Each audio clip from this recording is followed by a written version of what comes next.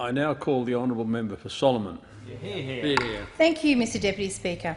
The failure of this Gillard Labor government to address their border protection failures with clear, permanent, proven and consistent policies is out of control. This has been seen as recent as this week, where Malaysia has out-negotiated a desperate, panicked Gillard Labor government who used their desperation to overturn a one-to-one deal to a 1-to-5 deal. How good is that?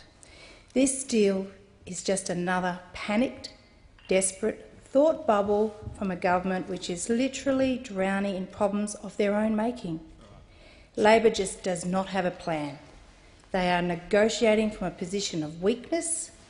They are completely in a flop. Mr Deputy Speaker, the Coalition has a proven recipe for baking the cake, which we'll call border protection. For some reason, the Gillard government refuses to reach into the cupboard and pull out the Howard government recipe book, rather wanting to bake a cake without a recipe. They insist on making it up along the way. And it goes something like this: 2 cups of Christmas Island, add a tablespoon of Asti and a pinch of Villawood, then mix it all together into a bowl of suburbia. Now, bake it in an oven. Now, where's that oven again? Is it in East Timor? Is it in Papua New Guinea? Or is it in Malaysia? Now, Mr Deputy Speaker, there is a perfectly good oven in Nauru, but the Prime Minister refuses to warm it up. Let me tell you, Mr Deputy Speaker, the Labor border protection cake has flopped. They won't be calling for this recipe on MasterChef. Forget this half-baked cake that you have, Prime Minister, and try the recipe that we all know has worked. The Prime Minister should swallow her pride, pick up the phone, ring the President of Nauru and put in place the full range of policies that have been proven to work. Mr Deputy Speaker, the temporary protection visas should be reintroduced, and where possible, boats should be turned around. But instead, we have a deal. We have we take 5 for every 1 person sent to Malaysia. Now, that's not a very good deal for Australia, is it? Malaysia takes 1, sends 5, and Australian taxpayers pay for the lot. Taxpayers seem likely to fork out $54,000 for every refugee brought to Australia. But for every person arriving by boat that's been rejected and sent to Malaysia, we pay $90,000. What a deal for you. Yeah, damn cool. The Labor government's latest attempt to distract from its appalling border protection is a disgrace. And in a recent visit to Darwin by the Home Affairs Minister, Brendan O'Connor, he only served to draw attention to this government's failed border protection. His claim that Labor has significantly cut the number of illegal fishermen in Australian waters is open to criticism on 2 accounts. The first, that the Coalition government was responsible for reducing the number of illegal fishermen. And secondly, under Labor's soft border protection policies, there is no denying that boats that might otherwise have been used for illegal fishing are now more likely to be involved in people smuggling. The money's so good. The money is so good. Mr O'Connor asserts that it's a long bow to draw, but he's wrong, because in 2006 Federal Treasurer Peter Costello made a very clear statement to illegal fishermen when he set fire to a boat caught in waters off Darwin.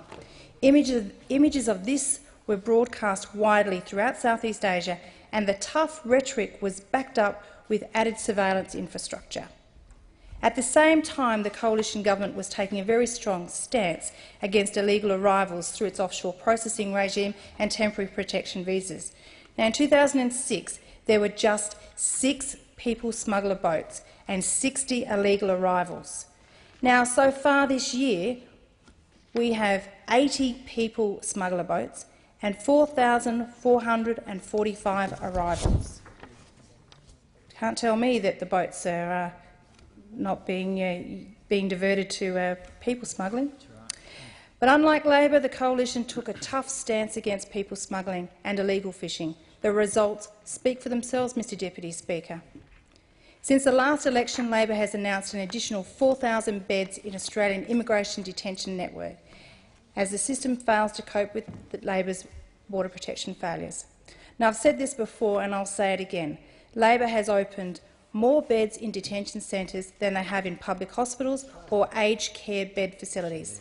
Shame. Since the last election, their only answer is to build more and more boats has been to provide more and more detention beds. The cost of providing these beds, plus the thousands more that they need to establish during the first term, has cost more than $350 million. Mr Deputy Speaker, as I've mentioned in this House previously, my office is inundated with calls from people who have grave concerns about the large number of detention centre beds being announced in the Territory. They're also concerned that this government has lost its way and lost control of our borders. People are concerned by the vision of riots and demonstrations in our detention centres around the country, which include in the Northern Territory. Prior to the last election, the Prime Minister denied all the way to polling day that they were expanding facilities, while taking up her clearly farcical plan to establish the regional processing facility in East Timor. Since then, not one bed has opened in East Timor, but 4,000 beds have been opened and announced across Australia. For me in Solomon, this includes 1,500 beds at Wickham Point, which is near Darwin, and another 600 beds at the Airport Lodge. As a consequence of Labor's failure, our detention network is stretched beyond its capacity.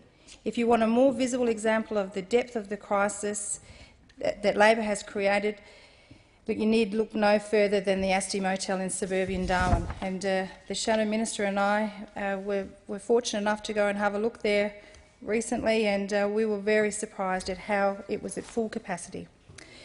Now, in my electorate, we have experienced riots and protests and breakouts from the Berrima Secure Facility, and in March this year and in September 2010, where 90 detainees escaped from the Berrima Detention Facility and staged a day-long roadside protest. This facility is located on the main highway, the one road in and out of Darwin. That's exactly right. Territorians have also raised with me that at the Airport Lodge facility there is limited physical recreation areas, and locals are also concerned about the proximity of this facility to an international airport, which is on the back door. This facility is on the back door. Serious safety and security issues, Mr Deputy Speaker. Now, the facilities at Wickham Point were announced as a 1,500-bed facility. However, concerns have been raised if each asylum seeker will have their own room, or will there be more than one person in each room, as there are 1,500 rooms in the plans before the Department of Planning and Infrastructure. This facility is also designed to be built in a biting midgie area, which raises serious health concerns and will be put increased strain and pressure on our stretched health services. How can this Labor government say that there is no pressure on Territory services as a result of its failed border protection policies? There has to be a significant impact on the Northern Territory police resources. There also has to be an impact on the health resources. There are also the cases where there are riots, which has resulted in hospitalisations at Royal Darwin Hospital, and Territorians know, and I've said this before, that RDH is stretched to capacity. But this is no failed border protection policy. This won't impact on the Northern Territory services. That's a joke. Mr Speaker, when the plans for another onshore detention facility were announced for Darwin, they said it would cost $9.2 million. But as we found out, it was $83 million. That's just for starters. $83 million. Mr Deputy Speaker, can I just say I think that Labor's detention crisis is a mess, and it is a mess of their own making, but it is the Australian taxpayers who are having to fit the bill.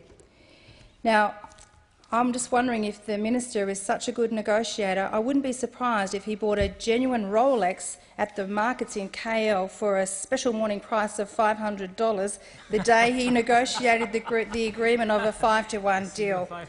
Mr Speaker, this government has indeed failed and has terrible border protection policies.